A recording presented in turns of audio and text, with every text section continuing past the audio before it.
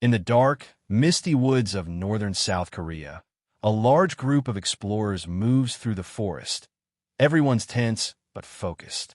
Something serious is about to go down. A young man in simple robes looks around nervously, clearly out of place among the cloaked and hooded figures. One of the older members, holding 2 mugs, approaches with a friendly grin. He breaks the silence, asking, "Young man, is this your first time on an expedition?"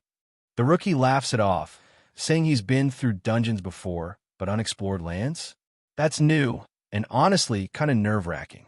The older guy smirks, warning him that forgotten places like this are crawling with monsters, some ancient enough to be straight out of a nightmare. The rookie quickly tries to stay positive, saying their expedition leader is from the legendary Lee clan, the patriarch's own brother. If anyone can handle this, it's him. The older man glances to the side with a smirk, almost amused. "Ah, you mean him?" He lowers his voice, revealing the truth. He's an illegitimate son. So weak, the clan actually banished him. The scene cuts to a lone figure sitting quietly in the shadows, sword resting by his side. Lee Cheol, the martial Lee clan's 9th illegitimate child, and their so-called weakest outcast. The gossip continues. He's not talented, no drive either.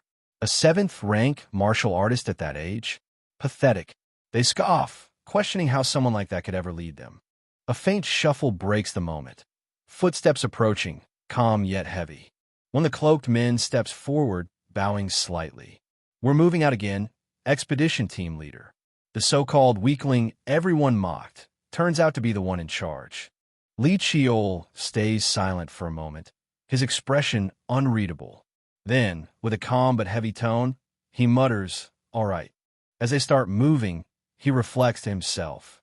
The squad accompanying him, the Shadow Sword Squad, are said to be elite warriors sent by the clan to protect him. But something about them feels off. His eyes narrow as unease creeps in. "I don't have a good feeling about this mission," he thinks, sensing that this expedition might be far more dangerous than anyone expects. The memory fades in. He once had dreams, ambitions back when hope still meant something to him. He recalls the day he first felt the pressure of his lineage, the weight of belonging to the great martial Lee clan, and that moment of pride when the most powerful sword in the steel selection ritual chose him. It felt like destiny itself had acknowledged his potential. Back then, he believed hard work was enough. If he kept pushing, gaining recognition step by step, someday, everyone would acknowledge him. But reality didn't follow his dreams. The doctor pointed at the scan, confusion in his tone. Something about his mana pathways was abnormal. It was then he learned the truth. His body wasn't built for magic. And even martial arts would crumble if he dared to pursue it. One of the clan's physicians delivered the verdict coldly. For someone like Lee Cheol, even reaching the 4th rank would be nothing short of a miracle. Behind closed doors, the clan elders discussed his fate in silence. The light from the window only made the tension heavier, as if his future had already been decided. Once word spread about his condition, the clan's attitude shifted. The once chosen one was now seen as a fluke, his achievement dismissed as nothing more than luck or a mistake. Despite everything, he refused to give up. He pushed himself harder than ever, proved the doctor wrong, and hit 7th rank by 25. Even if his siblings reached it younger, he was proud. He'd earned it. But that pride didn't last long. At 30, the clan he'd fought so hard to honor turned its back on him, casting him out like he never belonged. And honestly, if not for his eldest brother stepping in, he wouldn't have just been exiled. He would have been buried instead. He'd been running ever since that day. 10 long years spent surviving in the shadows, always looking over his shoulder. Then, everything fell apart. The world plunged into chaos, society crumbled, and survival became a daily battle. Old news and burnt memories scattered across the ground, remnants of the world that once was. The world kept spiraling. Unexplored regions stretched wider, and monster invasions became a terrifying routine, like nature itself was rebelling. In the midst of it all, he sat hidden under a worn cloak, surviving in silence as the world outside fell apart. But even then, hope flickered. His eyes caught a headline, "Unexplored Region Expansion Solution," and something in him snapped back to life. He lowers the paper, his hands trembling slightly. Something about what he just read hits too close to home. His golden eyes narrow, reflecting both pain and disbelief. The memories he tried to bury are clawing their way back. The headline stares back at him. His father, the legendary master of martial arts, the patriarch of the Great Li clan, is dead. Footsteps echo through the dark alley. A voice breaks the silence. Someone's been looking for him. Two cloaked figures step out of the shadows, the Shadow Sword Squad, assassins of the Li clan. Li Chiol rises slowly, his eyes sharp and wary. "How did you find me?" he asks, already bracing for the worst. The assassin extends a sealed envelope toward him. "This is a decree for you." The tone is cold, emotionless. Li Chiol exhales half a laugh, half a sigh. "So, they're just going to ignore my question, huh?" His eyes scan the paper, an order from the clan. "Join the expedition team at 1830. He scoffs bitterly. This cursed family, they'll never let him escape. Li Chiol's mind races as he reads the decree. Patriarch Li Gunsong. Did the third brother become patriarch? What about the eldest? The masked messenger's voice cuts through his thoughts. "We'll see you in an hour." They turn to leave, their words cold and final. Chiol takes a step forward, voice trembling. "Wait, what happened to the oldest?" The cloaked figure pauses, then says nothing. Silence hangs heavier than any answer. Li Chiol's jaw tightens, frustration flickering in his eyes. "They're not answering me again. What's the point of sending me to the unexplored region? I haven't even wielded a sword in years. And I'm only a 7th-rank martial artist." One of the masked figures turns slightly, voice cutting through the night. "So, will you refuse to carry out your orders?" A blade glints ominously in the moonlight. "Refusal without reason means death." Chiol exhales, shoulders heavy. "No, I'll do it." The decree bursts into pale blue flames as Li Chiol tosses it into the dirt. The fire crackles softly in the night, consuming the paper hole. His hands tremble, jaw clenched tight. Damn it! His muttered curse is swallowed by the cold air. Moments later, he trudges through the forest with the others, expression heavy, step reluctant. The expedition has begun. One of the team members gasps, eyes widening. An abandoned building. They stare at the eerie structure rising through the mist. Here, of all places, it's so well preserved, too. The air feels heavier, the silence unnerving. Li Chiol's expression hardens. "We're going in." The command leaves no room for hesitation. The squad advances cautiously through the fog, blades drawn. The old bridge creaks under their boots as the mist thickens ahead. Suddenly, one of them gasps, eyes widening in horror. What the hell is that? Before them lies the massive skull of a long-dead beast, surrounded by scattered bones and decayed remains. Another voice trembles, breaking the silence.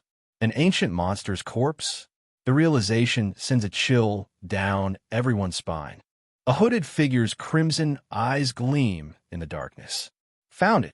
Without hesitation, another masked man raises his hand. "Begin." In an instant, red energy erupts as the assassins leap forward, their blades slicing through the mist. "Begin, WH." One of the soldiers stammers before a red slash tears across his chest, silencing him mid-sentence. Blood sprays into the cold night air. Chaos erupts as blades flash crimson in the dark. Li Chiol and his comrade freeze in shock. Blood splatters across the ground, staining the misty air red. What are you doing?" The man beside Li Chiol screams in terror, gripping his sword tightly. One of the masked assassins steps forward, eyes cold beneath the hood. "You all know," he hisses, driving his blade through another soldier, "that you were dead from the start." The night echoes with dying screams. "You should consider yourselves honored to be used for the clan's goodwill." One assassin snarls, his blade flashing red as it pierces through flesh. Blood splashes across the ground. Li Chiol swiftly counters, driving his sword into the back of another hooded man. "Who is behind this?" he demands, fury burning in his eyes. The dying assassin coughs blood, his voice weak but cold. The liege. Li Chiol's expression hardens, his worst fear confirmed. The assassin's trembling, blood-soaked hand grips his weapon as he speaks through labored breaths. "We were ordered to bring you all here." Before he can finish, his body jerks violently. Another cloaked figure drives a blade through his chest. "And to kill you as cleanly as possible." The second assassin steps forward, his wound glowing an eerie purple as it begins to mend before Li Chiol's eyes. "Well, of course, that is, if you don't resist." Li Chiol's eyes widen. His wound is closing. One of the younger warriors, shaking with fear and rage, lunges forward with his sword raised high. "Di-die," he screams, voice cracking under desperation. A crimson slash tears through the air, the impact sending shockwaves through the ruined temple. The young man is thrown aside, blood spraying as the assassin barely flinches. The masked killer glares down coldly, his voice dripping with disdain. How pathetic. The air grows still, heavy with the scent of iron and betrayal. The man glares up, gripping his sword, voice cold. "I thought you'd be stronger than this." Blood drips from his mouth as he smirks through the pain. "Especially since half your blood still belongs to the great Marshall Lee clan." A blinding red beam erupts from above, slamming down with devastating force, tearing through everything in its path. Li Chiol gets slammed hard. Blood bursts from his mouth as the impact sends him flying back. He grits his teeth, voice weak but filled with frustration. "I can't," he says, barely holding himself up. Bruised, bleeding, and shaking, Li Chiol's glare sharpens. "Die like this," he mutters, refusing to fall even as the ground cracks beneath him. Li Chiol looks around desperately, panic in his eyes. "I need a weapon," he shouts, scanning the ruins. His gaze locks onto a glint of steel buried in the rubble. "Over there." He crawls toward the ancient sword, gasping. A sword powerful enough to slay a great monster. It should still be fine even if it's been here for a while. Reaching out with trembling hands, he mutters one last word. "Please." Li Chiol grabs the sword with everything he's got, shouting, "I did," believing he's finally found hope. His eyes widen in shock as something feels off. The blade starts disintegrating into black dust in his hands. His face falls, disbelief written all over it. "Why?" he mutters, realizing even the sword has forsaken him. One of the assassins scoffs, mocking him, didn't think a member of the Li clan could be this pathetic. He charges forward, red energy flaring. "I'll send you off like a Li, at the very least." Li Chiol, bleeding and barely standing, whispers as the blade pierces him. "The heavens are so cruel." Li Chiol collapses to the ground, blood pooling beneath him. "So I die, just like this," he mutters, voice trembling. "I've spent my entire life struggling, running." His body weakens as dark energy swirls around him. Experiencing a series of failures, he thinks, fading in and out of consciousness. As his vision dims, a final spark of will flickers inside him. "If only I get another chance at life," he whispers. "Then I—" As Li Chiol drifts into the void, a faint voice echoes. "Is this Yujung's child?" His eyes widen slightly in confusion. That voice. Father? The scene shifts. His father's stern tone fills the room. "What happened to Yujung?" A servant hesitates, replying softly. "When we found her, she was all ready." The man turns away, grief hidden beneath authority. "But he's already gone." The title appears. Esteemed Marshall Lee clan patriarch, Li Taishin. Li Chiol suddenly notices something off. His father and the butler look way younger than he remembers. Wait, he looks really young. And not just him, Butler Choi too. He panics as realization dawns. "Father, Butler." Then his gaze drops, small, chubby fingers flailing in front of him. A baby's hands? Chiol freezes. His tiny fingers twitch, and his eyes widen in disbelief. He looks down, completely stunned. These are my hands. He's not dreaming. He's actually been reborn as a baby. Don't describe the pain. Just tell what action is happening as a storyteller manhwa explainer in a casual and Gen Z way, and what's happening in the panel without unnecessary lines for my YouTube manhwa explaining channel. Never add emojis, and I use an AI voice for narration. The patriarch steps forward, channeling his energy toward it. The sword trembles, reacting for the first time in generations. In a burst of power, the ivory sword flies into his hand, radiating pure light as the crowd watches in awe. The patriarch proudly declares that from this day on, the ivory sword belongs to Wa, marking her as the clan's next prodigy. The attendants cheer joyfully, congratulating her mother, calling it a great blessing for the Lee clan. Wa's mother smiles gracefully, thanking everyone, confident and proud of her daughter's newfound recognition. He wakes up disoriented, hearing a familiar voice, his father's, and realizes he's in someone else's body. As he listens to the conversation, confusion hits. His father is alive, but that shouldn't be possible. The man before him, the patriarch Lee Tae-sin, stands proud and alive, even though he remembers him as long dead. He realizes something's off. His father and even Butler Choi look decades younger than he remembers. Panicking, he lifts his hands, only to see tiny, chubby fingers. The shock hits. He's been reborn as a baby. He looks at his tiny hands in disbelief. The reality hits him. He's been reborn as a baby. Completely panicking, he questions everything. Did he die? Is this some kind of dream or the afterlife? Meanwhile, his father calmly names him young and orders for guards and servants, totally unaware that his once dead son's soul now lives in that body. Butler Choi looks stunned as the patriarch orders the newborn to attend the steel selection ritual right away. He tries to reason with him, saying the child isn't ready. He's barely born, and even the 8th child is older. The patriarch stays firm, his tone cold and final. It shouldn't matter. The baby, well, the reincarnated man, stares up, realizing how powerless he looks in this tiny body. His father leaves the room, giving off a chilling, authoritative aura, while the baby remains silent in thought. He exhales deeply, shaken. Even after being reborn, that overwhelming pressure from his father still hasn't changed one bit. He looks around, confused. Everything feels way too vivid to be a dream or flashback.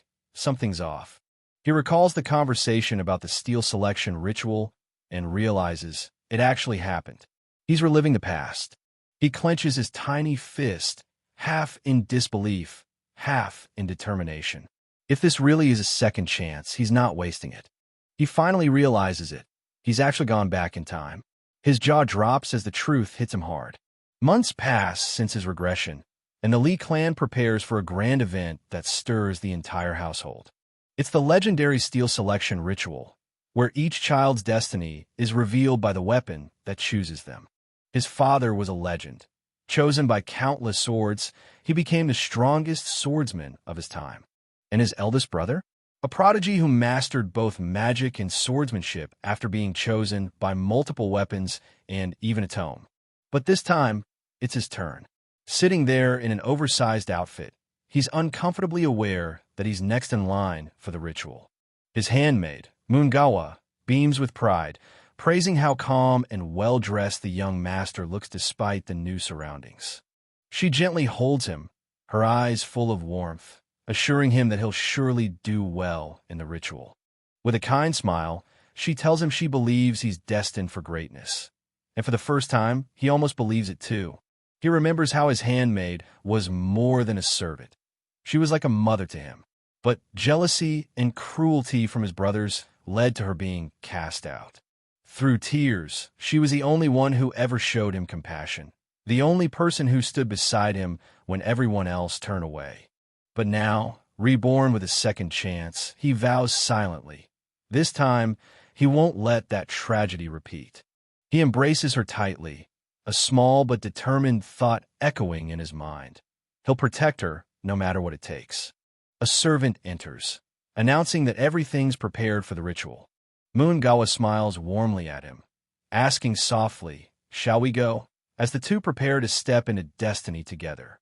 The quiet tension fills the air as the servant calls out, informing the patriarch that everything is ready. Light streams through the grand hall as the message reaches the clan head. The preparations for the ritual are complete. With a calm, yet commanding tone, the patriarch simply replies, "All right," signaling that the ceremony is about to begin. With a firm command, the patriarch says, "Let us go." The handmaids gather in line, each holding a young child in their arms. The grand doors open with a blinding light as the entourage steps out. The ritual is about to begin. The massive arena comes into view, filled with countless spectators, their cheers echoing across the sky as the clan's most awaited ceremony begins.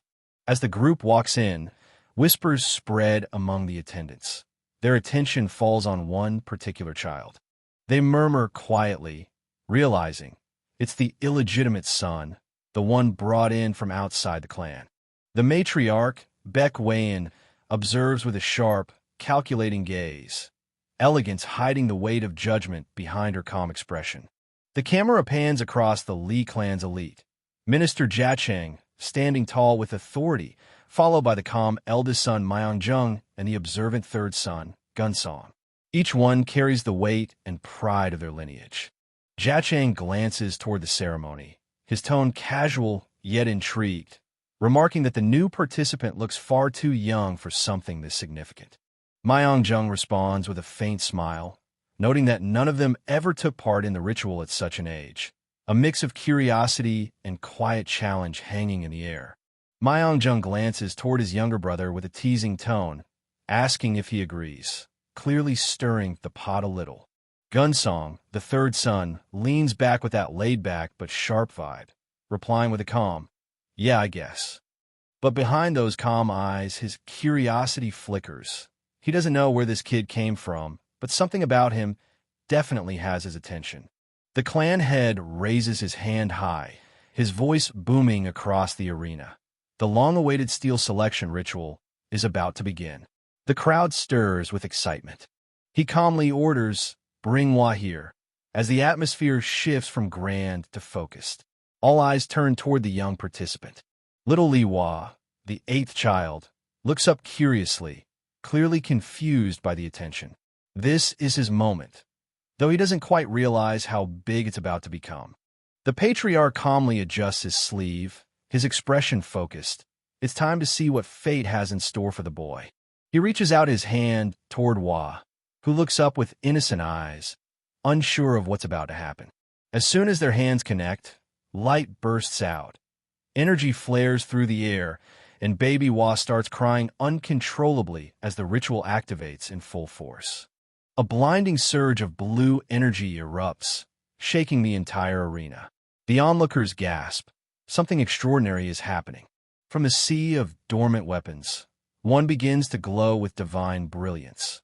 The ivory sword, a relic of unmatched prestige, long thought to be untouchable. The patriarch shields his eyes in disbelief. That legendary sword, it's awakening for the first time in generations, and it's responding to the child.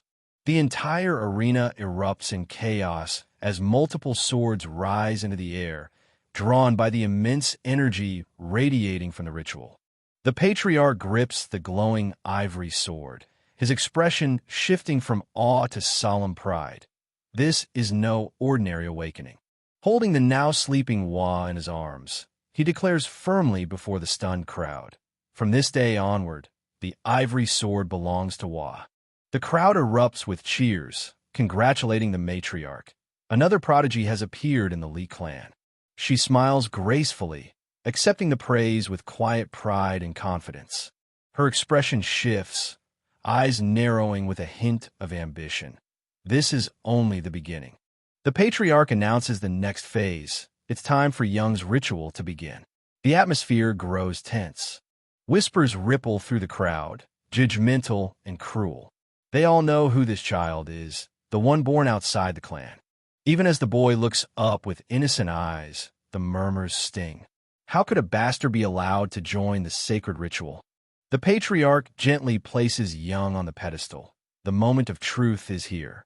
Without hesitation, Young grips the blade himself, slicing his palm to offer his own blood, determination blazing in his eyes.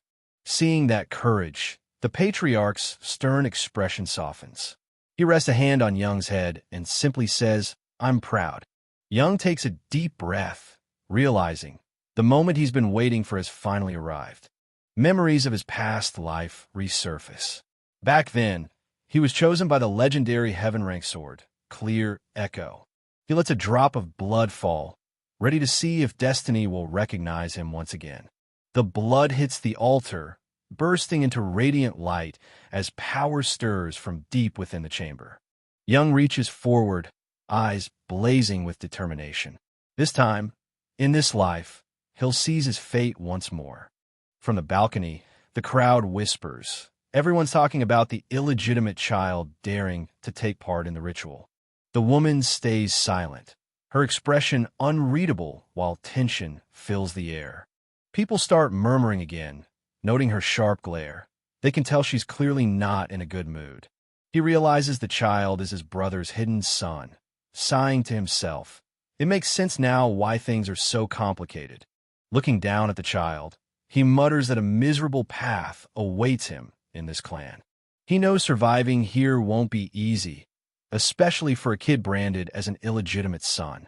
Someone approaches, footsteps cutting through the tension, about to stir things up. An old man smirks, teasingly pointing out how interested he seems in that illegitimate child. He clenches his jaw, annoyed. This stubborn old traditionalist never fails to get under his skin. The elder of the clan, Lee Cheoljung, steps forward, his calm presence heavy with authority. He greets the head elder cautiously, keeping his composure while thinking to himself, "This man is impossible to read. One wrong move could ruin everything." Cheoljung asks if that's the child brought in by the patriarch, and his companion confirms, "Yeah, the Shadow Sword Squad found him and brought him here." The old man scoffs, questioning the patriarch's decision. How could a child born from who knows where be allowed in such an important ritual?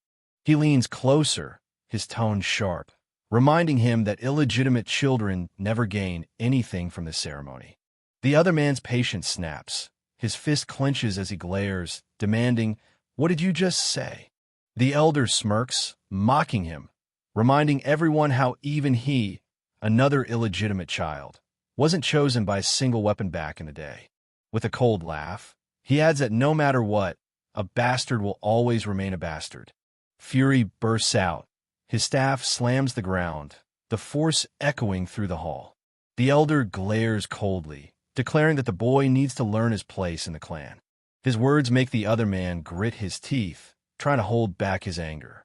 But amidst the tension, the boy's calm expression shines. His eyes glow softly as if saying, "There's no need to worry." His eyes widen. He recognizes that sword instantly. That's no ordinary blade. He recalls its legend, a weapon found by their clan's founder in forgotten lands, shrouded in mystery, untouched for generations. No one ever unlocked its true power. But now, the impossible happens. Young Hwa stands before the legendary Black Twilight, and it responds only to him. He explains that while the sword's abilities never earned it a heaven-level rank, it's still revered as a relic tied directly to their founder. Not once, he admits, had any of his ancestors been chosen by that blade. Before he can finish, the elder cuts in sharply, ordering him to restrain himself before things go any further. The elder suddenly freezes, his confident expression shifting to confusion as a strange glow fills the air.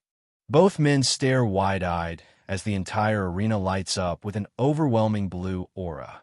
Down below, the impossible happens. The boy's hand grips the sword, and the elder's voice trembles. How can this be?" The elder's face twists in pure disbelief. He can't comprehend what he's seeing. Meanwhile, the other man leans forward, eyes wide with awe, shouting, "How is this possible?" Even as he watches with his own eyes, the The sight of that sword responding to the boy feels unreal, utterly beyond explanation. A massive surge of energy shoots into the sky, the sword's aura splitting the heavens with blinding light. The entire arena trembles. Everyone watches as the divine radiance engulfs everything in sight. Two ancient weapons manifest from the light, artifacts of unimaginable power, glowing with divine brilliance. Two legendary relics appear, the divine sword manhwa and the divine crossbow, responsive dragon, each radiating unstoppable power. The crowd erupts in shock as even sealed weapons begin to awaken, resonating with the boy. The elder screams, "Impossible!" Even weapons that already have masters are responding to him. The boy's small hand grips the divine sword tightly. The impossible has become reality. One of the onlookers stares in disbelief as the sword radiates in the boy's grasp. How could this even happen? He turns to his companion, shouting with excitement, "Gunsong! Can you believe this?"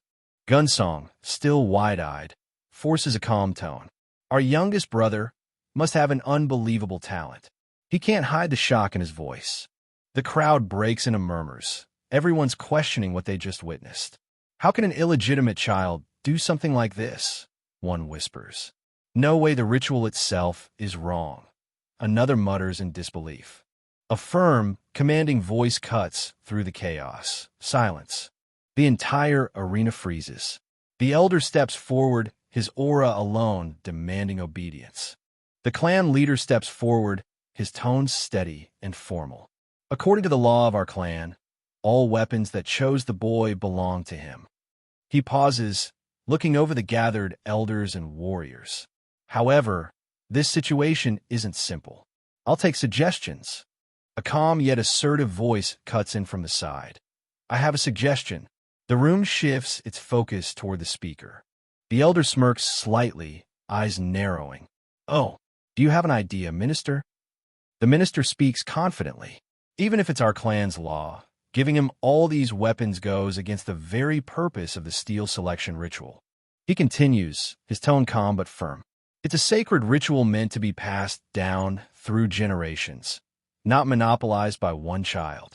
The minister proposes calmly. How about letting him choose one weapon for himself? All eyes shift to the small boy sitting in the center, surrounded by countless glowing armaments. The elder smirks, snapping his fingers. Not bad, he says, clearly entertained by the idea. The weapons hum with energy as the elder concludes, I'll take your suggestion.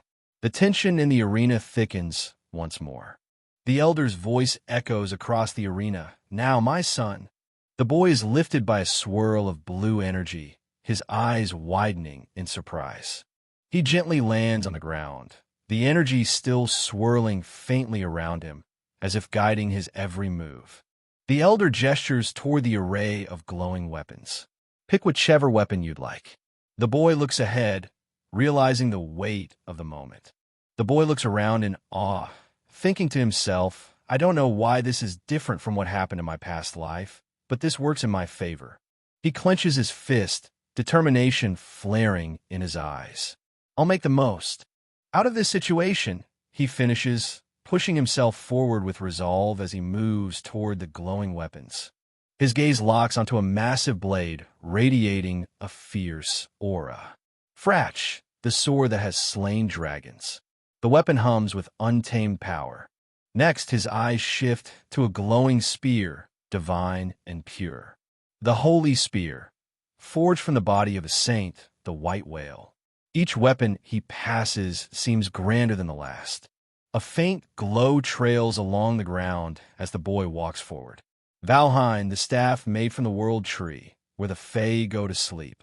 Then his eyes fall upon another, the celestial sword, forged when the sun, moon, and stars aligned.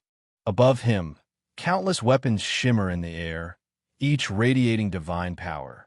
Great weapons await my decision. His next choice could change everything. 9 years have passed since that fateful day, and the Lee clan estate stands calm under the afternoon sun. A young boy's voice echoes through the halls as he calls out for his nanny. It's Li Huan, now 9 years old, smiling brightly as he tells her he's heading out for his afternoon training, ready to take on the world. The nanny rushes out in a panic, insisting on escorting him, worried as always. Juan laughs it off, saying he can walk on his own, but she still follows beside him, fussing over every step. As they stroll down the path, she asks why he keeps training in Zone 1 when there are bigger, emptier areas. He glances up and replies calmly, "It's not about space." Juan smirks and says there's someone waiting for him, which instantly catches the nanny off guard. Before she can ask more, a sharp "no" echoes from a distance. They both turn toward the sound. Someone's definitely training nearby. T's a strict female voice, shouting corrections about sword form and grip, clearly drilling someone hard in the art of swordsmanship. It's Li Hua, the 8th child of the Li clan, just 9 years old, but already swinging her sword with fierce determination. Juan spots her and mutters, "So it was the 8th." The nanny quickly reminds him to show respect and call her his older sister. He sighs internally, watching her train like a storm. Older sister? We're only 5 months apart. Li Hua keeps swinging her sword, drenched in sweat as her instructor's voice drills into her. Again, frustration explodes as her strike misses its mark. She slams her sword down, shouting in pure exasperation. Finally, she snaps, glaring at her teacher, demanding to know why he's nagging her nonstop like this. Li Hua's temper flares as she yells that it doesn't matter how she holds the sword, while her terrified instructor tries to calm her down. He nervously laughs, trying to ease the tension, suggesting another round with a shaky smile as she huffs in annoyance. Watching from outside, Juan asks who the poor guy is, and the nanny explains. That's Commander Beck Li Yun, leader of the Ebony Squad. Hua grips her sword tightly, still fuming, but hearing the word commander seems to catch her off guard. Juan looks on thoughtfully, realizing this man's skill level is far beyond what's needed to train a kid her age. The nanny senses a shift in his tone, softly calling out to him, concerned about what's running through his mind. The nanny suddenly shouts with confidence, assuring Juan that a teacher who recognizes his true potential will come soon, leaving him a bit startled but amused. Then, she starts apologizing tearfully, blaming herself for not raising him properly, and rambling about how his sister had better food growing up. Juan sighs, clearly used to this. He tells her again that he's always grateful for her, which just makes her emotional all over again. Juan walks off, firm in his thoughts. He doesn't want teachers who only come for his clan's prestige. He turns with a confident smile, saying he already has good mentors by his side. The scene shifts to the martial hall, his training ground, quiet and serene, as the door creaks open, signaling the start of another day of practice. Juan steps into the grand training hall, a place filled with history and pride, though now more ceremonial than practical. He walks deeper inside, thinking to himself that there's a specific reason he chose to come here today. He stops in front of a sealed door, the air heavy with anticipation, as if something important lies just beyond it. Juan pushes open the heavy old doors, the hinges creaking loudly through the silence. Inside, the dimly lit hall stretches wide, lined with ancient weapons once used by the clan's greatest warriors. Dust and age hang thick in the air. His eyes lock onto one blade among the relics, cracked but familiar. "Oh, I found it." Juan picks up the old sword with a faint smile, wondering aloud if this will be his choice for today's training. As he walks across the hall, he reflects on the 9 years since his regression, years filled with strange and unexpected changes. He stops mid-step, sweat forming as he murmurs. The most shocking change of all was yet to come. Juan grips the sword, dark energy swirling around him as a strange power awakens from within. His eyes snap open, sharp, glowing with realization. He finally understands. He's gained the ability to read the memories embedded within weapons themselves. Echoes of sword masters surround Juan, each one repeating the same mantra, "Hone the basics." He realizes these are the memories stored within the blade. With sharp movements, he mimics their forms, slashing through the air as ancient knowledge flows into him. The more powerful the weapon's history, or the deeper the wielder's bond, the stronger the memory he can draw out. Huan tightens his grip, eyes burning with focus, each swing sharpening his connection to the sword's memories. He channels his energy, unleashing the seven-star sword. First form, Crimson Wind. A devastating slash tears through the air. Breathing heavily, Huan smiles in relief. After years of practice, he's mastered the technique and read nearly every weapon's memory in the clan's hall. Huan freezes as he hears an unfamiliar voice praise his technique. Someone had been watching. He turns to see a tall, broad man entering the hall with a confident grin. "Uncle," Huan whispers in surprise. Narration: Li Taehong, 4th-rank martial artist, esteemed martial Li clan's general. Though not of the direct bloodline, he was one of the few who truly cared for Huan, both in his past life and now. Huan bows respectfully. "I greet my uncle." Taehong laughs heartily, ruffling his hair. "Haha, no need to be so formal." With a proud smile, Taehong continues, "I see you training here every single day, morning and night. It makes me proud." His expression softens. "It must be hard being treated differently by your siblings." Taehong looks at him with quiet confidence, telling him he hopes he'll rise above all the unfairness around him. Huan stays composed, saying he's fine, reminding his uncle that no matter what, he's still part of the martial Li clan's bloodline. His gaze falls on the swords beside him as he recalls the clan's creed. Prove yourself with the sword. That's the true meaning behind their name. Huan smiles brightly, declaring that he'll prove his worth through his own strength, not by anyone's name or title. Taehong's eyes widen. He's taken aback by the boy's confidence and resolve. He looks down, sorrow in his expression. Why did a child like him have to be born illegitimate? Taehong scratches his chin, realizing something. He mentions that Huan's reaching the age for his naming ceremony, even if it's a bit late. He leans in with a grin, saying he'd like to personally be Huan's teacher for the ceremony, clearly excited about the idea. Huan respectfully declines, and Taehong's face freezes in shock. "What?" Huan waves his hands quickly, assuring his uncle it's not that he's unsatisfied. He just doesn't want to break any clan rules before the ceremony. Taehong sighs, frustrated, saying the other kids ignore those same rules without hesitation. They've got top teachers and the best food. But Huan smiles calmly, saying rules are meant to be followed, even if everyone else decides to break them.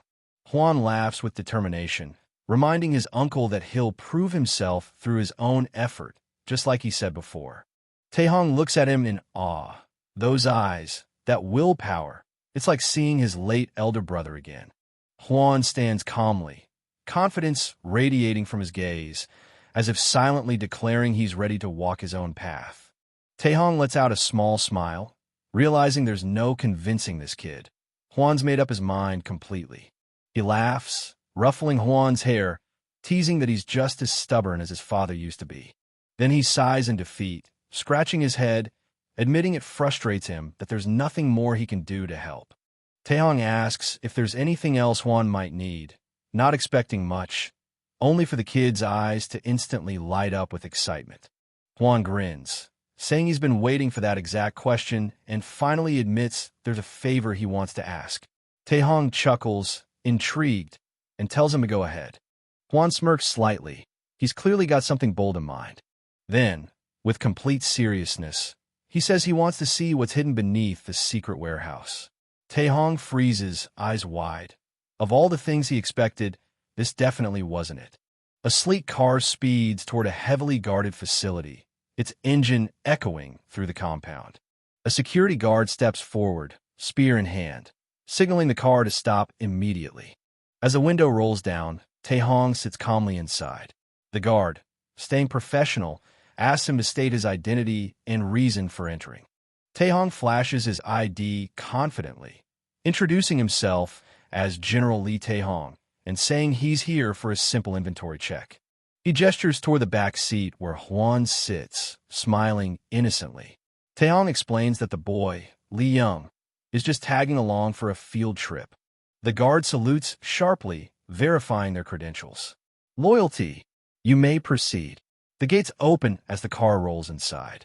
The car smoothly rolls through the gates as the guards stand at attention, saluting the vehicle passing by. Inside, Juan presses against the window, pretending to be amazed. In his head, he's thinking, gotta act fascinated here. Then out loud, he goes, wow, so that's the secret warehouse. Taehong glances at him through the rearview mirror, eyebrow raised. Are you that excited? He asks, clearly amused by the boy's overacting. Juan grins brightly, playing his role perfectly. Of course, the secret warehouse holds all of our family's greatest treasures, he says, sounding every bit the curious young heir. His expression shifts slightly, eyes glinting with determination as he looks out the window. In his mind, he adds, and the item I'm looking for is there too. A towering structure stands tall under the sunlight. The narrator explains, weapons of legend, relics from forgotten times, things most people doubt even exist. But for the Li clan, those myths are reality. Everything, no matter how impossible, can be found inside their secret warehouse. Juan's eyes light up as he walks beside his uncle, whispering in awe, wow. Taehong presses a panel on the wall, explaining calmly, the basement of this warehouse holds weapons that were sealed away, each one too dangerous or powerful for normal use. Juan's eyes sparkle with excitement as he blurts out, I heard there are monster-level weapons that eat their owners. Taehong smirks slightly, amused. Yes, you're well aware. With a teasing grin, Taehong leans in dramatically. Hold one of those, and both your body and your heart will be devoured. Juan stiffens, realizing his uncle might not be joking. As the elevator dings open, Taehong chuckles, so are you scared? Juan straightens up fast, forcing a nervous smile. And no, not at all. His uncle just laughs, clearly enjoying himself. Taehong gives a reassuring smile. Don't worry, we can't even access the dangerous parts. His tone is calm, but Juan's curiosity only grows stronger. As the elevator doors open, Juan nods eagerly. Yes, uncle. Taehong waves him off, saying, I'll take care of my business upstairs. You can look around a bit. They wave at each other as the doors close, a casual farewell. But in Juan's eyes, there's a quiet spark of determination. He's not just here to look around. Once his uncle leaves, Juan sighs softly, lowering his hand. Man, pretending to be a clueless kid is harder than it looks. His expression shifts, calm, sharp, and mature beyond his years. The elevator dings as the floor indicator lights up, B1. The narration cuts in the secret warehouse's basement, also known as the graveyard weapons. The doors slide open, revealing a dim, futuristic corridor, a place where countless weapons and ancient relics lie sealed away. Juan steps out, his eyes narrowing. This is what he came for. The view shifts to a massive chamber, rows of sealed weapons glowing in faint light. Juan's silhouette stands at the entrance as he narrates. The reason I came all this way is to find a certain weapon. A radiant dagger floats in the air, gleaming like a star. Boundless, the text reads. It looks simple, but there's a strange pull to it. Normally it's just a dagger, but once you inject mana, the dagger transforms fluidly into a sword, a spear, and axe. Its length, shape, and weight can all change freely. A weapon without limits, and the boy just found it. A shadowed figure grips the glowing dagger, its light pulsing with raw mana. Lee Gunsong. He was the one who found Boundless before I regressed. The aura around him warps and bends as the narration continues. He earned the title, ever-changing for mastering boundless, limitless forms. Juan crosses his arms, deep in thought. That title alone made Gunsong, the third son, rise as patriarch. His tone turned sharp, even though the eldest was supposed to inherit it. The real reason for this visit is becoming clear. He's here to rewrite history. Juan's thoughts drift back to the past, flames, chaos, and a red sword cutting through the smoke. After Gunsong gained Boundless, he found me hiding and purged me. His eyes narrow with quiet fury. That's all I know for now. He looks down, clenching his fist close to his chest. To make sure that doesn't happen again, his voice hardens as determination fills his tone. I have only one goal. Get to Boundless before he ever does. Juan looks around the vast chamber, eyes scanning the countless relics sealed in cases. It'll take time, he mutters with a smirk, but I'll check every single one. A faint black mist starts swirling around his palm, reacting to his determination, the energy of regression pulsing faintly. His eyes gleam gold as the dark aura expands, his voice steady and resolute. This time, I'll get to Boundless before Lee Gunsong ever does. He brushes his fingers across another weapon, black mist rippling faintly. Not this one, he mutters, moving on. After an hour of searching, sweat beads on his forehead. I've checked every dagger-looking weapon I could find, he sighs in frustration. Still no sign of Boundless. He straightens up, scanning the vast room filled with relics. No, it has to be here somewhere. His tone shifts from tired to resolute. I just haven't found it yet. As Juan turns to search another display, his foot bumps against something buried in the dust. Let's check that stand over. He freezes mid-sentence. A metallic clatter echoes as a corroded blade tumbles to the floor. His eyes widen. He crouches down, inspecting the rusted mess. It's so rusted. How did it even end up like this? He wonders aloud, curiosity flickering beneath his calm tone. Unaware he's staring at something far from ordinary. As soon as his fingers graze the rusted blade, it trembles violently, releasing a dark mist that shoots upward. Juan's eyes widen. What the? The black energy explodes around him, swirling like storm. He stumbles back, shielding himself. What's going on? The darkness coils tighter, almost alive, pulling him in. His golden eyes flash with shock. Why is it reacting like this? The darkness fades, replaced by a strange, eerie glow. Juan blinks rapidly, panic creeping in as he realizes he's no longer in the warehouse. He whispers, his voice trembling, trying to piece together what just happened. His eyes widen in horror. A battlefield stretches endlessly before him, littered with weapons and corpses glowing with red energy. Where am I? He shouts, the air thick with death and dread. Juan looks around at the endless field of corpses, realization dawning. Wait, is this a memory inside that dagger? He can feel it. This isn't like any weapon he's connected with before. His breath quickens. The air feels heavy, almost real. It's so vivid. It's like I'm actually here, he mutters as an ominous red light suddenly flickers in the distance. A sharp chill runs down his spine. He turns fast, eyes wide. Something, or someone, is moving among the dead. Juan freezes, his pulse pounding as the air around him distorts. The ground trembles. Something colossal is awakening beneath the layer of bones. A single massive eye opens, glowing like a dying sun. The narration echoes through his mind, an overwhelming presence that even nature itself feared. The shadows coil and twist, revealing a monstrous form older than history. A primal beast from the abyss, one that once devoured civilizations whole. The final words ring like thunder. An apocalypse-rank monster. Juan's legs are trembling. He can barely breathe as the realization hits. He's completely out of his depth. His heartbeat pounds in his ears. There's no way he can fight something that monstrous. The massive creature begins to move, shaking the entire ground. Juan grits his teeth. There's only one option left. He has to run. Juan crashes to the ground, scrambling back as the entire battlefield shakes. The sky burns, and the air feels thick enough to choke on. Something massive moves in the distance, each step echoing like thunder. Juan can't even breathe properly.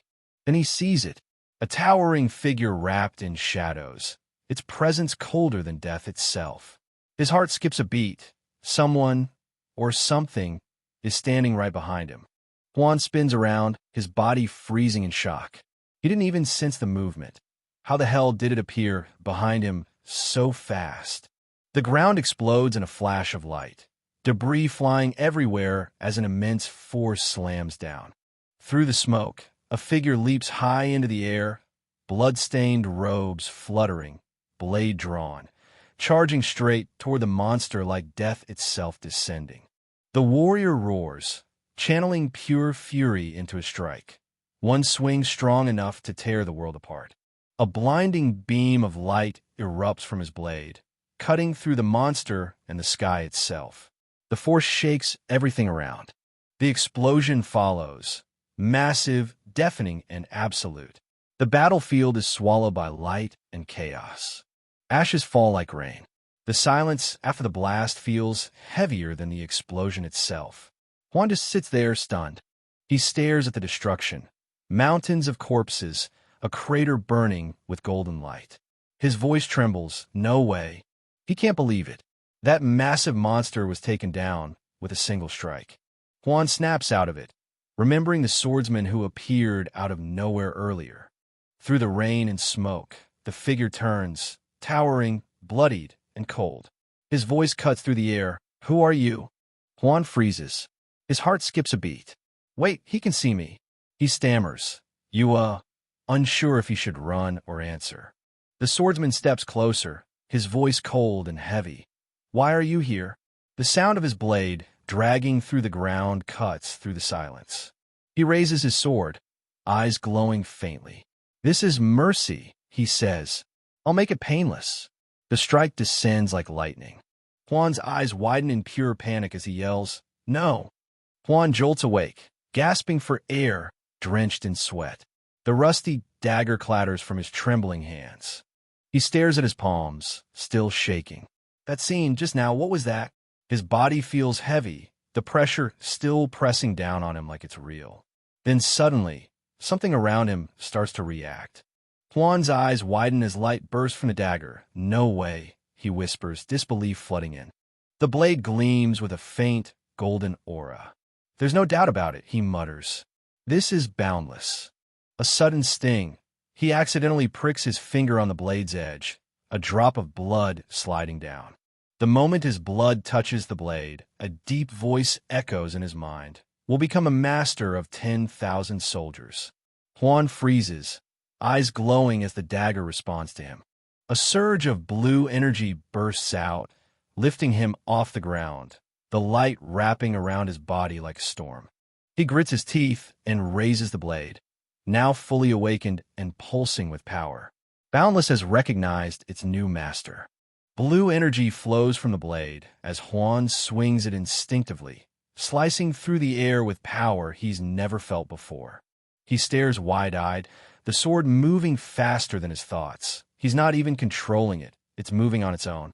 The blade hums as it slices through the air, glowing brighter than ever, each swing releasing waves of light. Juan's expression shifts from shock to awe. He grips the sword tightly and says with a grin, I've found it. I found Boundless. A sudden sound breaks the silence. Something's about to drop. A sharp exhale follows, the tension snapping like thunder in the sky. Out of nowhere, someone crashes through a building roof with explosive force, shaking the entire place. He exhales in frustration, admitting another failed attempt. Clearly, this isn't going as planned. It's been a week since he got this mysterious power called Boundless, but he still hasn't figured it out. He recalls discovering Boundless deep inside a hidden underground warehouse, the power glowing as it fused with him like fate itself. He had Boundless inside a ring, so no one would suspect a thing. Now, staring at that same ring, he wonders what really happened that day. The movement that man used, it's burned into his mind, and he can't shake it off. The man who used that move was the Split Demon. He only gave a glimpse of the technique, saying it wasn't time for him to learn it yet. Even so, he can't forget how effortlessly that man moved, fluid, powerful, untouchable. No matter how much he tries, he can't copy it. But then something clicks. He grips the sword tighter, a faint smile forming. He's not done trying. He swings his sword again, this time sharper, faster, like he's finally starting to get it. A confident smile creeps in. He's not rushing anymore. He knows growth takes time. Before his regression, he couldn't even master his family's basics. But now, even this single move feels like stepping into the world of true martial arts. He grips the sword, confidence rising. He remembers every movement vividly. He can do this. But then it hits him, wait, that man. The realization jolts him mid-swing. He pauses, glancing at his small hands. He's not that grown martial master. He's just a 9-year-old kid trying to imitate a legend. He realizes copying an adult's movements won't work. Their bodies are completely different. Trying to imitate that exactly would just slow him down. So instead, he decides to make it his own, adjusting each move to fit his body, flowing naturally, step by step. He shuts his eyes, focusing, blocking out everything but his breathing and the weight of the sword. Then he swings, channeling his energy, not mimicking, but feeling the blade move naturally with his body. A shock wave explodes from the strike, the ground shattering beneath him. For the first time, it actually worked. The dust settles, his sword perfectly still, proof of his control. He grins wide, excitement rushing through him. He's finally getting the hang of it. Now all that's left is to fix one thing, the mana flow. Once he masters that, he'll be unstoppable. He visualizes mana coursing through his body, every vein glowing like lightning. But no matter how hard he tries, something's missing. It's like he's overlooking a key detail. With a deep breath, he decides to keep going. Trial and error, it's the only way forward. A chilling voice breaks the silence. Someone's watching, their smile sharp and unsettling.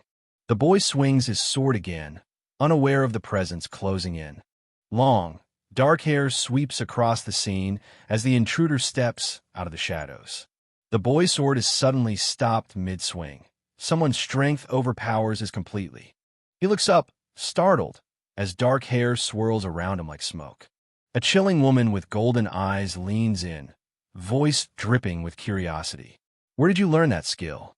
The boy turns, confused and cautious. "Who are you?" The mysterious woman studies him closely, almost amused. Dark hair, brown eyes. "You must be from the Martial Lee clan." Then she asks with mock surprise, "You don't know me?" Her tone suddenly shifts, cheerful, almost playful. "All right, you wouldn't. I barely go outside anyway." She leans closer with a teasing smile. "So, what's your name?" The boy stammers, "Young." Her eyes light up instantly. "Young? That's such a cool name. I'm Lee Jianga. Nice to meet you," she says, full of energy. He blinks in confusion. "Wait, Lee Jianga?" A memory clicks. His uncle once told him about her. His youngest aunt, the eccentric one he never got to meet before his regression. Young winces, eyes narrowing. "More importantly," he mutters, trying to gather himself. She tilts her head, completely unfazed. You're rather fragile." Meanwhile, he's sprawled on the ground thinking, why can't she realize she's just insanely strong? She looks down at him with that same eerie calmness. "So, child," she begins, her tone suddenly serious. She leans closer, eyes glowing with intrigue. "Where did you learn that skill?" Young stiffens, unsure how to answer. "Why do you ask?" he replies cautiously. Her lips curl into a grin as she points at him. "Because what you just used is ancient martial arts. And I love old martial arts. That's why I'm curious." She cheerfully says, "Ancient monsters lived long ago too, you know," while pulling something from her sleeve with a mischievous smile. "Anyway, here's a gift," she says, presenting an old, worn-out book that seems to shimmer faintly. Young blinks, surprised. "A gift?" She nods eagerly. "Yeah, open it." He flips it open, eyes widening. "This is—" Young flips through the pages, squinting. It's a bit hard to read because of the handwriting, but to mana technique, he mutters, eyes widening as he notices more text. And that's not all. There's stuff about martial arts, too. He studies it closely, furrowing his brows. It's high level, kind of hard to understand. Maybe the rumors about my aunt were wrong after all. He pauses, intrigued. "What is this?" She leans over his shoulder with a sparkle in her eyes. "Oh, that part," she says playfully. "Those are old mana techniques that use mana paths as their base." She starts explaining passionately. Back then, people used mana paths, not mana circles. Modern techniques store mana in the heart. But doesn't it feel wrong to just throw away the old ways like trash? Young stares at the book, realization dawning. I never thought of this before. She smirks knowingly, eyes glinting. Perhaps the mana techniques of the past were even stronger than what we have now. Young's eyes widen as realization hits. That's why there are so few records, even though it mentions amplification and transformation techniques. He gasps. This is boundless mana technique. He suddenly bolts away, shouting, "Wait, Aunt." She tilts her head, confused. Huh? What is it? Later that night, Young stands alone, sword in hand. A faint blue glow spreads from his chest. Mana spreads from the circle through the whole body. Reject the mana, trying to return to the circle. Young focuses his breathing, channeling pure mana through his body instead of the circle. His entire form glows blue as the energy flows perfectly. His eyes widen with realization. He finally gets it. This is the mana control technique that man used, the one I couldn't grasp before. Mana surges through him as determination fills his gaze. This will work, he declares, ready to unleash it. With one clean strike, Young slashes downward. The mana explodes from his blade, tearing through the ground and shaking the entire hall. Dust fills the air. Young stares at the destruction in disbelief, while his aunt watches wide-eyed, completely stunned by what just happened. He grips his sword, a proud smile breaking across his face. "I did it," he whispers, realizing he's finally pulled it off. Just as Young starts celebrating, his aunt grabs him by the collar, eyes wide. "What? That was an amplification technique, right?" Young, caught off guard, stammers out yes. She leans in, practically shouting, "How did you do that?" He shrugs casually, "I just did." Young looks uneasy, rubbing his shoulder. "Why do I have to tell you that?" he mutters, trying to avoid her intense stare. She shouts in disbelief, "You figured it out with the notebook I gave you."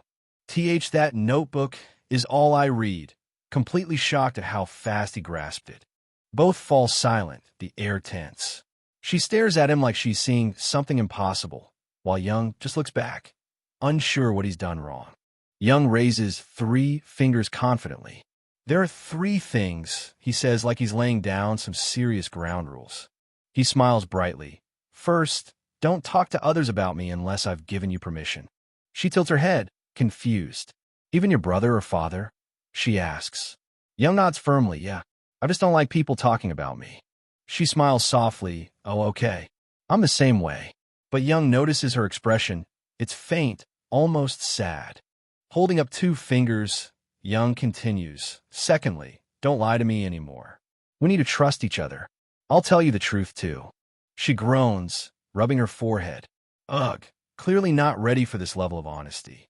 She perks up, clenching her fist with excitement. "All right, what's the last one?" she asks eagerly. Young stands straight, pointing a finger up. "Lastly," he begins, his tone suddenly serious, making her lean in with curiosity. "All years gone by. Time skip alert. Things are clearly different now." The peace doesn't last long, though. His nanny rushes in, shouting, "Young master," like something's urgent. Young, now 10 and looking more composed, casually asks, "Nanny? What brings you here?" While his aunt looms behind him, clearly still keeping an eye on him. The nanny bursts in, waving an envelope like it's the end of the world. "Have a look at this," she shouts. Young and his aunt lean in, both curious. "Huh? What is it?" he asks, as he opens it carefully. It's a summons order, finally. The official notice for the clan's naming ceremony, and Young's name is right there. Young spots the signature, Proxy Patriarch Lee Myong-jung. That instantly raises a red flag. He frowns, thinking hard. Wait, father's not home? There's no word of him going on any expedition. Something's off. Before he can process more, his aunt absolutely loses it. Flames burst from her head as she screams. A naming ceremony? While Young just panics beside her. His aunt freaks out, clutching her head in frustration, while Young just looks confused. "What's wrong?" he asks, genuinely lost. She panics even harder, yelling that he shouldn't go to the ceremony. "You'll have to stay for a while if you go." "No, don't go." Meanwhile, Young calmly reads the letter, narrating how it's been a year since their deal. A full year of non-stop mana research. A quick breakdown flashes in his mind, comparing modern mana techniques that rely on a central mana circle versus ancient ones that channel energy through the entire body's mana paths. She dreamed of something greater, merging the old and the new. A perfect balance of mana circle and mana path. For Aunt Jianga, that fusion was everything she'd ever wanted to achieve. Young reflects on her teachings. Gathering mana in the circle, channeling it through the paths. He's already mastering control far beyond his age. She hesitates, asking softly, "Do you want to go?" Her tone drops. She doesn't want him to leave. "Can't you not go? Studying mana together sounds way more fun." He pauses, feeling the weight in her words. She looks heartbroken, eyes teary, voice trembling. "You know I have to go," but her expression says she wishes he didn't. He reassures her with a calm smile. "Don't worry, it won't take long. And I plan to keep working on our research." Her eyes widen in surprise. She didn't expect that. He smirks slightly, confidence flickering through. "Even with lessons keeping me busy, I've already got a plan." Young confidently declares his plan. He's going to master both the new and ancient mana techniques at the same time. His determination is clear. He's not backing down. Time passes, and the setting shifts to a new location, the training grounds of the clan. Training begins. Inside containment pods, Young and another student sit cross-legged as their instructor announces the brutal start. 30 minutes of non-stop magic attacks. The real challenge starts now. Instructor Jang Wook watches closely, noticing something strange. "It's different again," he mutters. Clearly, this kid isn't like the others. Blue lightning surges violently around Young. The mana floods through him, not wild, controlled, precise, and powerful. The instructor's eyes widen. He expected the boy to fail. No foundation, no formal training. Yet here he is, mastering mana flow smoother than anyone in his class. Young's eyes burn with focus, his mana flaring. The instructor stiffens. He can feel the pressure, disbelief flashing across his face. He realizes what's happening. The boy's not just enduring the test. He's competing, gauging himself against the clan's 8th daughter. A 10-year-old trying to climb higher than his rank should ever allow. Jang Wook exhales in shock. An illegitimate child? "Huh," he mutters, then smirks. "No, with that kind of talent, calling him that would just be insulting." Jang Wook clenches his fist, realizing how wrong he was to underestimate Young. He silently vows to change his attitude. He looks at the glowing pod with new respect. This isn't just a lesson anymore. He's determined to help Young grow beyond expectations. After the intense session, Young steps out of the chamber, stretching and sighing in relief. Training's done for the day, and he crushed it. The scene opens with pure chaos. Someone's literally throwing a baby into a magic-infused device. The narrator looks on, calling the entire household insane for doing something so extreme just to train magic resistance. He sighs, clearly used to this madness. With a calm face, he's like, well, as if this kind of insanity is just another normal day for him. Now standing in a quiet room with an older man, he reflects on their interaction. He didn't expect an apology, but he can tell something's changed in the man's tone, like there's finally a hint of respect or regret behind it. He finally lets his guard down, muttering that he'll take a short break, completely unaware of what's coming next. Before he can even relax, someone rushes him from behind. Instinct kicks in and he reacts instantly, blocking the sudden attack with a burst of power. His attacker lifts their head, eyes cold and voice sharp, calling out to him with pure hostility, "Hey, bastard." A girl steps forward with confidence, her tone sharp and serious as she says they need to talk. This is Li Hua, the 8th child of the esteemed Marshall Li clan's main bloodline. Cyan tenses up, clearly caught off guard by her sudden approach, demanding to know what she's trying to do. Li Hua snaps back immediately, jabbing a finger at him. She reminds him to watch his mouth. She's a legitimate child of the clan, older than him, and she's not about to let him forget it. Cyan looks done with the argument already. He turns away, muttering that he doesn't have time for this. Li Hua's left speechless for a second, clearly not expecting to be brushed off. But she's not letting it slide. She yells for him not to ignore her and charges forward, mana flaring around her fist. She's actually using magic just to get his attention. Cyan glances back, frustrated but alert. He wanted to just walk away, but with her coming at him like that, he knows he can't ignore her anymore. Cyan channels mana into his hand, his expression calm but focused. He's clearly done holding back. He dodges her strike in a flash, sliding in close and countering with precision, catching Li Hua completely off guard. Grabbing her by the collar, he stares her down coldly. He tells her if she wants to throw a tantrum, she should do it somewhere else. He's got better things to do than deal with her drama. Cyan brushes himself off, calm and collected, while Li Hua trembles with anger, trying to compose herself after being completely outmatched.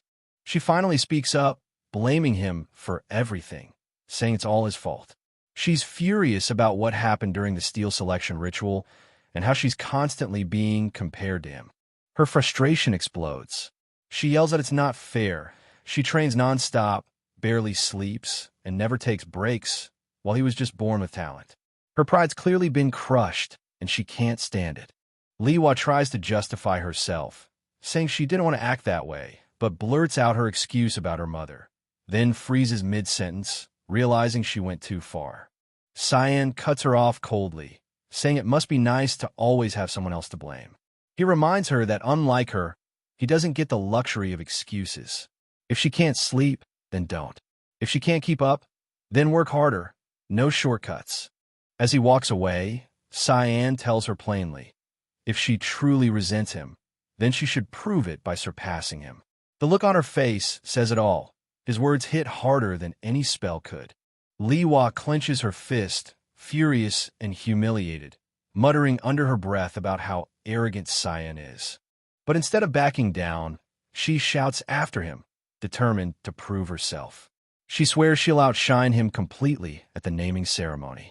Cyan glances back with a calm smirk, his confidence unshaken. He tells her he'll be looking forward to it, like he already knows she won't stand a chance. The scene shifts to dawn, the sky glowing with soft orange light. Time has passed since the confrontation. We see the Section 7 training hall, a place reserved strictly for members of the direct lineage, where only the elite of the clan are allowed to train. Inside, a maid looks startled, reacting to someone's sudden arrival. Something unexpected is clearly about to unfold. The matriarch of the Li clan, Baek Wayan, arrives with a calm but commanding presence. Her aura alone demands respect as the servants greet her.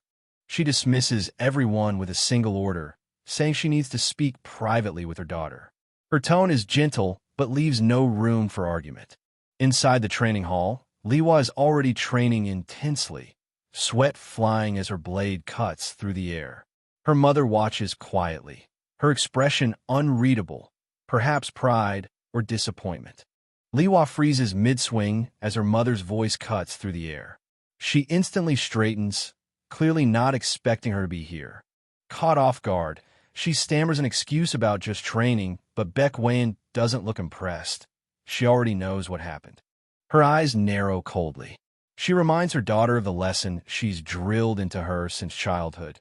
Never lose, never show mercy. Break your rivals completely. Her mother's cold words hit hard. She's disappointed, even to the point of not caring enough to scold her anymore. The silence that follows is heavier than anger. But Li Hua stands her ground. She clenches her sword and speaks up, saying she's training because she wants to, not because she's afraid of her mother. Her voice sharpens with determination. She vows to surpass him, not to prove her mother right, but to prove herself. This time, it's her own resolve driving her. Baek Wayan's calm expression fades into icy disdain. She can't believe her daughter's drive came from comparing herself to someone beneath their status. Li Hua freezes, fumbling for words, unable to defend herself under her mother's sharp gaze. Her mother steps closer, her voice cutting like a blade, reminding her that she's a legitimate heir of the Li clan. Losing to someone of lower birth isn't just failure, it's disgrace. Winning should be the bare minimum. Baek Wayan's tone turns colder as she pulls out a small vial, the disappointment now mixed with something far more dangerous. She holds the glowing liquid above her daughter's head, explaining it's called dreamlike trance, a deadly poison. Her expression doesn't waver, as if testing whether Li Hua's resolve is worth anything at all.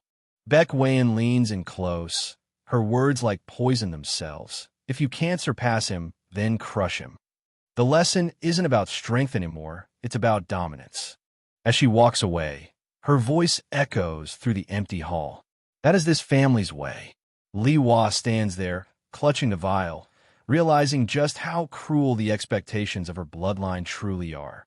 A calm day at the clan estate. Everything looks peaceful on the surface. Suddenly, a shocked voice breaks the quiet. One of the attendants stares at her screen in disbelief. This can't be real. The report card flashes on the screen. Li Young, the ninth child, ranked first in everything. Mana arts, weapon arts, written exam. He's number one across the board. Young teases with a bright grin, asking his nanny if she can finally stop worrying about him. She hugs him tight, overwhelmed with pride and emotion. Even though she insists she's done nothing, he gently tells her not to say that. Her support means everything. Their eyes meet, a quiet moment hanging between them. Something unsaid, something deeper. Jianga bursts in, full of energy, shouting that it's time to train again. Young looks exhausted, saying he just finished training, but she insists. Apparently training more helps with fatigue. The nanny looks skeptical, saying she's never heard of such a thing, while Jianga awkwardly doubles down. It's true. Probably. Jianga sighs in defeat, saying she'll drop the training talk, then casually mentions she's got something to show him. But when she sees what he's done, her face freezes in total shock. Young just smirks. He's already achieved his first star, way ahead of schedule. The narration explains the foundation of mana arts. 3 stages every warrior must master, starting with the Iron Body stage, where the body itself is reforged through mana. Next comes the Qigong stage, a point where you alter the very nature of your mana, shaping it to fit your own essence. Finally, the Extraordinary Ability stage, where mana becomes more than energy, it turns into power that transcends human limits. The scene shifts to Young focusing his mana. His aunt's techniques aren't like the others. They're unique. Unlike the traditional stages, her system allows more freedom. Each phase reveals new potential, categorized by stars. Jianga beams with pride, confirming he's earned his first star already, surprised it didn't even take him a full year. Young recalls his brutal training days, saying he learned mana control during his lessons but almost wrecked his mana balance in the process. He admits he should have gone with the flow. Mana is meant to move freely, like water. Then it hits him. The body itself is the vessel for mana, not just a channel to contain it. Jianga looks stunned as she repeats his words, realizing what he meant, a vehicle for mana. Then her expression shifts to determination. She smiles, saying she thinks she could do it too, even if it takes time. Young exhales softly with a smile, thinking to himself that at least she finally understood what he was trying to say. Jiang is so hyped she grabs Young in a bone-crushing hug, calling him her lucky charm. Meanwhile, he's gasping, convinced she just cracked his ribs. Still bursting with energy, she immediately suggests moving on to the 2-star stage, while Young lies half dead on the floor, mumbling that he barely survived the first one. He sits up, staring at her in disbelief, already regretting saying anything that motivated her. Young thinks for a moment, wondering what he's actually best at. A sudden realization hits him. His eyes widen as the thought clicks. Jianga, completely casual, admits she's tried it before too, just for fun when she was bored, like it's no big deal. Jianga scratches her cheek awkwardly, saying it's kind of hard to explain what she means. Then she looks straight at him, calm but confident, telling Young that his greatest strength lies in his mana arts. He freezes, shocked by her words. She continues, explaining that his talent is so overwhelming that it makes everything else seem insignificant. No one's ever managed to master the mana arts she created, until him. Young looks down at his hand, quietly remembering how he used to be mocked for not having mana in his previous life. Jianga lightly taps Young's forehead, saying that reaching 2 stars won't be a challenge for someone like him. With a confident smile, she tells him that once he does, the naming ceremony will be a total breeze. Young smiles, ready for the next step, as Jianga excitedly tells him it's time for real training. And this time, she means business. Young bends over, clearly exhausted from training, and points towards something beside her, asking what is. Jianga glances down, a little puzzled, wondering what he's referring to. Then she casually points at it with a grin, as if saying, "Oh, that? You mean this thing right here?" A sharp sound cuts through the air. Something metallic flies past Young's face, nearly grazing him. Jianga stands there, smiling casually, hair flowing from the force, saying, "They're metal marbles," as if she didn't just almost take his head off. She lifts her hand, showing a few glowing blue marbles spinning in her palm, her grin widening as she adds, "Now then." Jianga smirks devilishly, clearly plotting something that can't mean anything good for Young. Young forces a nervous grin, realizing what's about to happen. "Shall we begin?" he says, half joking, half terrified. Moments later, the scene shifts outside. A man with a spear stands before them. Another challenge awaiting their next lesson. A calm yet intimidating man steps forward. Lee Jungkwon, the Blood Tiger Squad's leader. With a firm tone, he points toward the weapon rack and says, "Choose the weapon you use and come." No room for hesitation. The kids sprint off at his command. "I'll give you 1 minute. Don't dawdle," he warns as they shout back in unison, "Yes, sir." Both of them lock eyes in awkward silence, tension thick in the air. Young sighs internally, "Oh gosh, this is going to be annoying." The girl suddenly snaps, flustered and defensive. "W, what are you staring at? You got something to say?" she blurts out, her face heating up. Trying to ignore the awkwardness, she asks, "Hey, you use a sword too, right?" The girl shouts from behind, confused. "What? But every time you train in weapon arts, you definitely..." Young interrupts as he faces the instructor, holding both a sword and a spear. "You told me to choose a weapon and come, so I did." The instructor blinks in surprise as Young lifts both weapons confidently. "These are the ones I use," he says, totally serious. The instructor stares at him silently, his expression unreadable, clearly processing what just happened. After a pause, he sighs, "I thought you weren't dumb, but turns out you're a complete idiot." The girl beside Young can't even look up, embarrassed for him. The instructor raises his spear and says with a serious tone, "Remember what I'm going to say from now on." The air shifts. Training's about to get real. The instructor grips his spear, blue energy surging around him as the ground cracks beneath his feet, his aura flaring with raw power. With a cold, focused stare, he declares, "You're standing before a warrior of the esteemed Marshall Lee clan." Young and the girl freeze in place, eyes wide. The wind whips around them as the pressure from his energy crushes the air. This is the strength of a real master. Both students tighten their grip on their weapons as the instructor's voice echoes, "I will awaken your senses now." The tension spikes instantly. The instructor lunges forward in a blur, his spear slicing through the air with terrifying precision. His intent radiates pure dominance. Young and the girl flinch back, sweat dripping as Young mutters, "What is he going to do?" Their instincts scream that this training's about to be anything but normal. The instructor blitzes forward, his movements too fast to follow. "If you don't want to get knocked out from the start, you better prepare yourself," he warns. Young's eyes widen. He barely has time to react. A shockwave explodes through the courtyard as the instructor swings his spear, sending Young flying back with a single devastating strike. The fight's begun. Young grits his teeth, throwing his sword up just in time, his arms shaking from the force of strike. The instructor smirks, clearly impressed.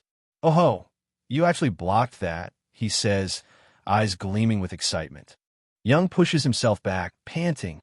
"Damn it, I can't believe I'm doing this insane training again," he mutters, readying his stance for round 2. Young stomps the ground, cracks spreading beneath his foot. I never got this far in my past life, he thinks, mana bursting around him. His eyes ignite with determination as he charges forward, blade slicing through the air. But this time, this life, I'll make it different. Young charges in but gets slammed across the face by the instructor's staff. He's completely outmatched. His partner tries to counter with a mana-infused strike, but Lee Junkwon blocks it effortlessly, knocking Young back again like it's nothing. A month passes, and Young's still getting smacked around daily. Training with Lee Junkwon isn't just tough, it's survival of the fittest. Young smirks through the pain, talking about how brutal this training is, bones breaking, internal injuries, the whole deal. But instead of complaining, he grips his sword tighter, determined. I'm getting the hang of this, he thinks, his confidence finally showing. Meanwhile, his partner gets caught off guard, eyes wide as she's suddenly thrown back, completely unprepared for what's coming. She wakes up mid-training, groaning, "Did I pass out again?" He calmly replies, "Yeah, 22nd time. I'm only at 16. Like it's some kind of competition." Their instructor, Lee Junkwon, watches from afar, analyzing them like lab rats. He notes that the girl's body is tough. She can take a beating without breaking. Then his gaze shifts to Young. That illegitimate child, he thinks. There's something different about him. Something even Junkwon can't quite define yet. Junkwon launches another crushing blow, the shockwave blasting through the ground as Young barely holds his stance.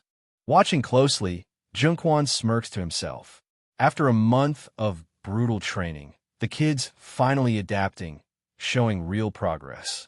He turns toward them, his presence heavy and commanding, making both trainees straighten up immediately. They know something serious is coming.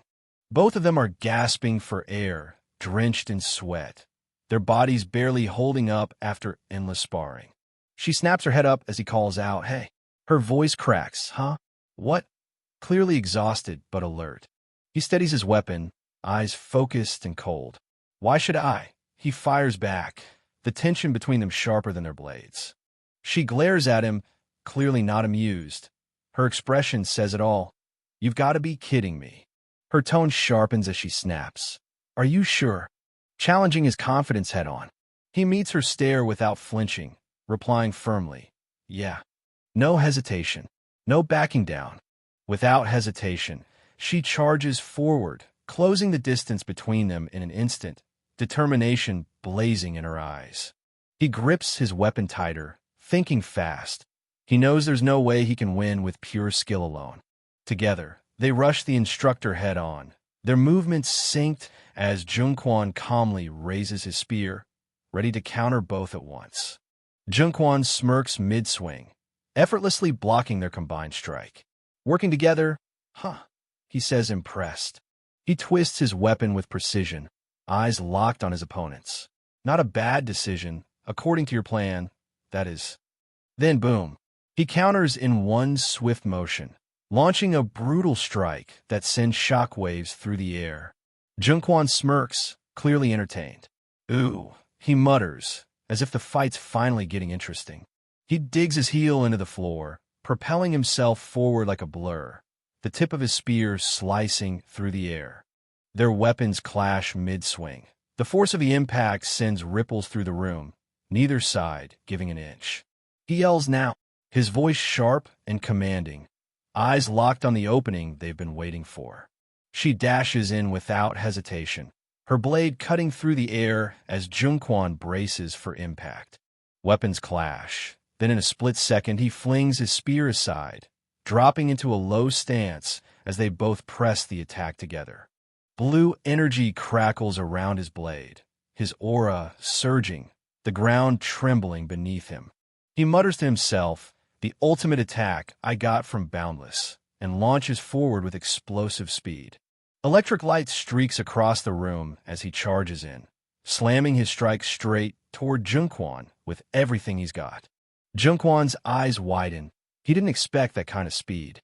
The boy's blade, wreathed in blue lightning, surges forward with unstoppable force, closing the distance in an instant.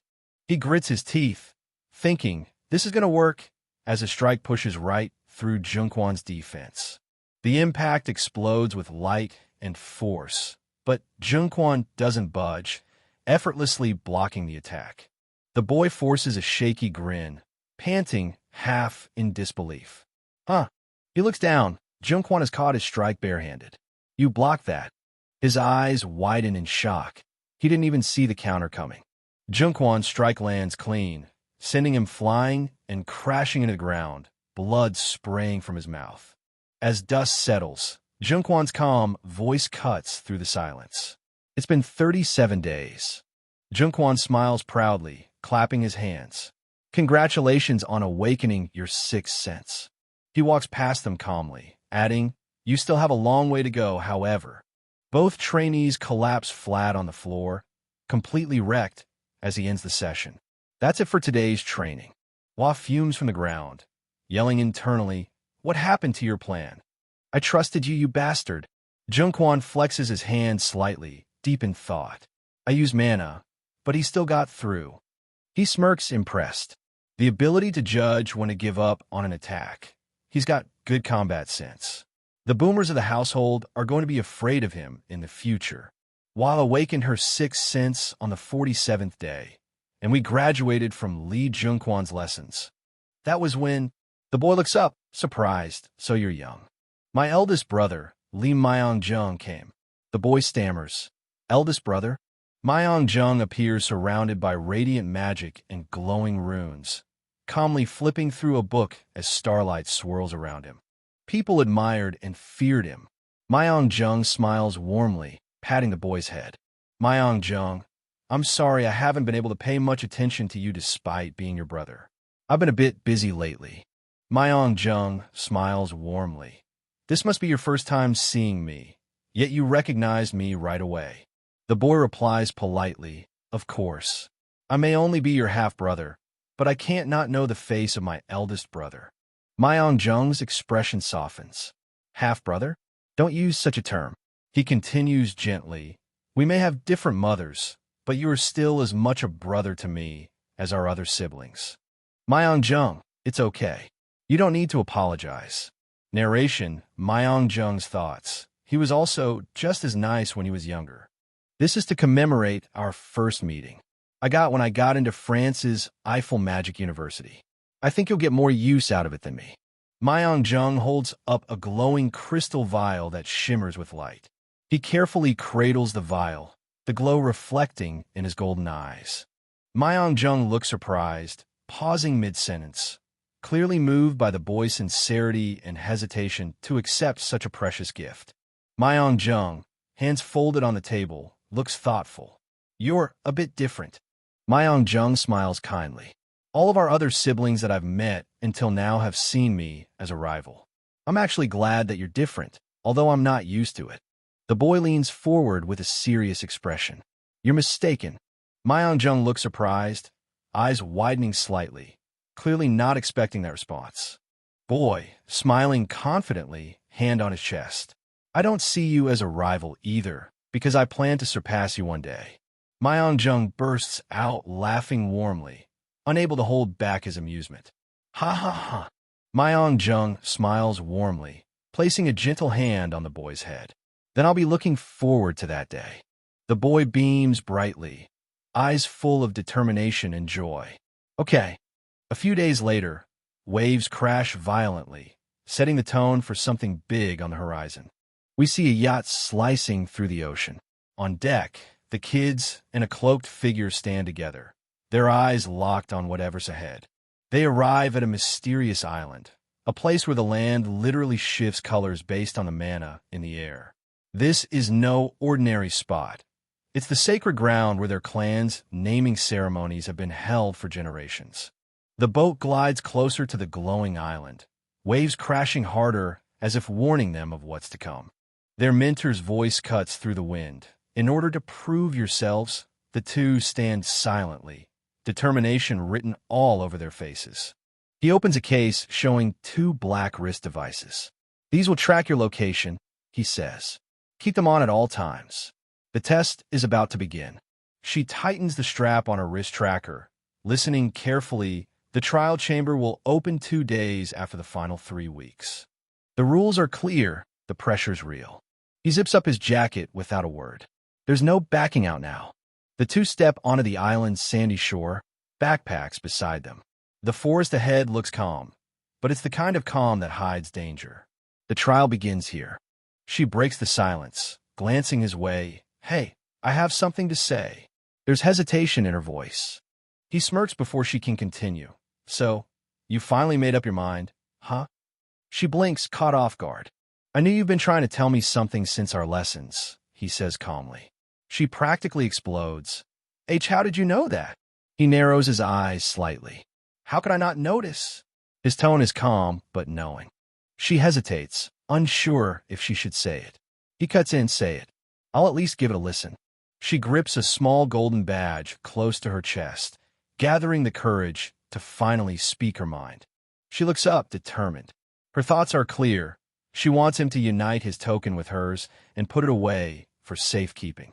He pockets his hands casually. Done. What's up?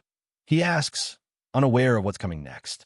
Without hesitation, she steps forward and reaches out, her expression fierce, her hand extended toward him. He freezes as she speaks. This is poison.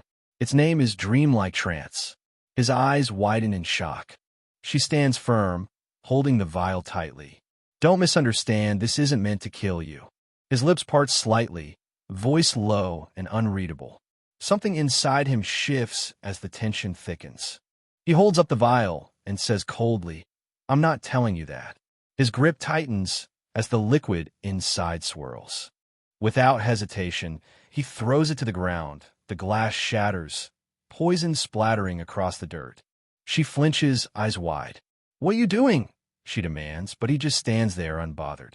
She steps forward, frustration in her voice. I wanted to prove myself, without using something like poison.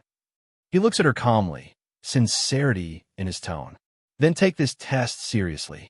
Show me your real strength. A small smirk crosses his face. Even if you hadn't said that. He smirks, confident. I was going to give my all anyway. She crosses her arms, matching his energy. Good.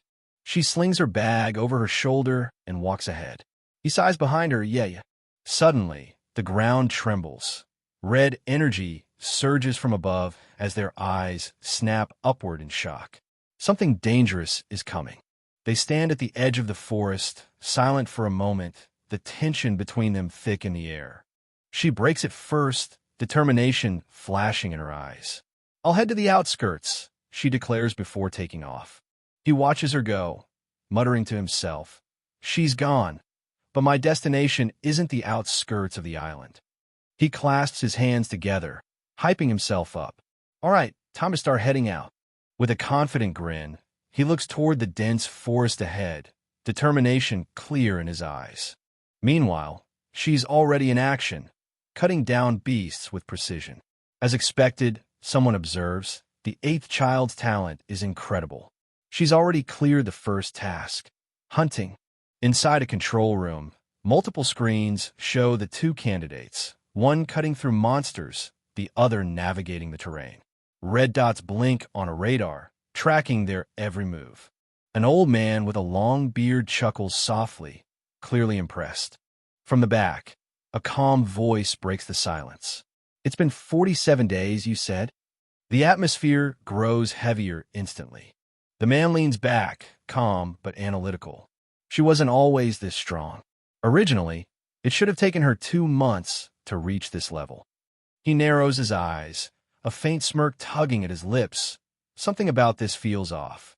Meanwhile, deep in the jungle, the boy quietly observes his surroundings, moving with purpose.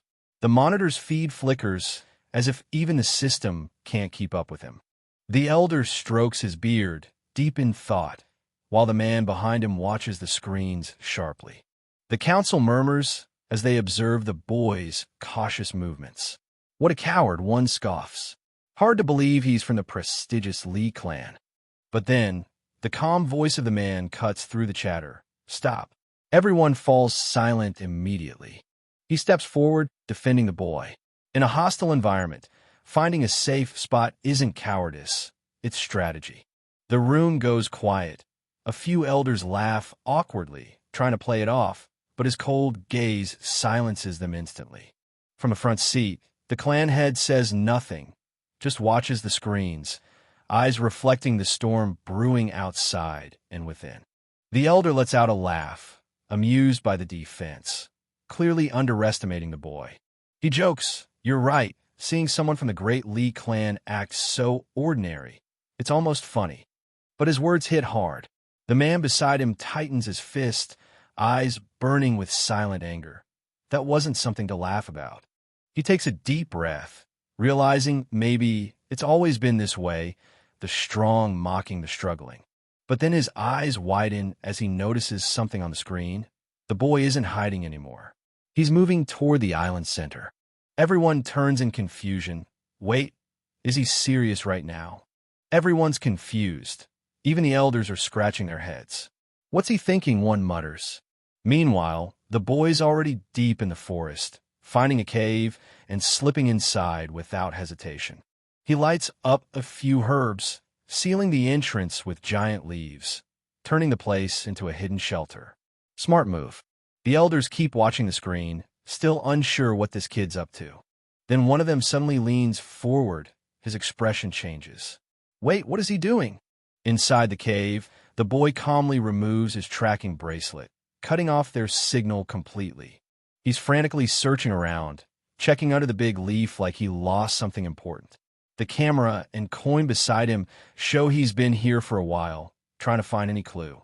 He suddenly freezes, lifting the leaf, his eyes glowing. Realization hits him.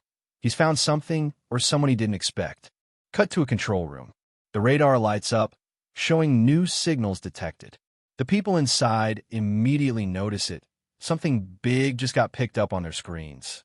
He can't hold it in anymore and lets out a small laugh, clearly amused by whatever just happened. Everyone in the room bursts out laughing too, clutching their heads in disbelief.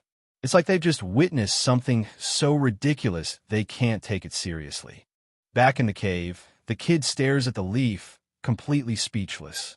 Whatever just happened left him frozen, unsure how to even react. He lifts his hand, and a faint blue glow starts forming around it. His eyes widen. He's finally using magic for real. The glow intensifies, shaping into a blade.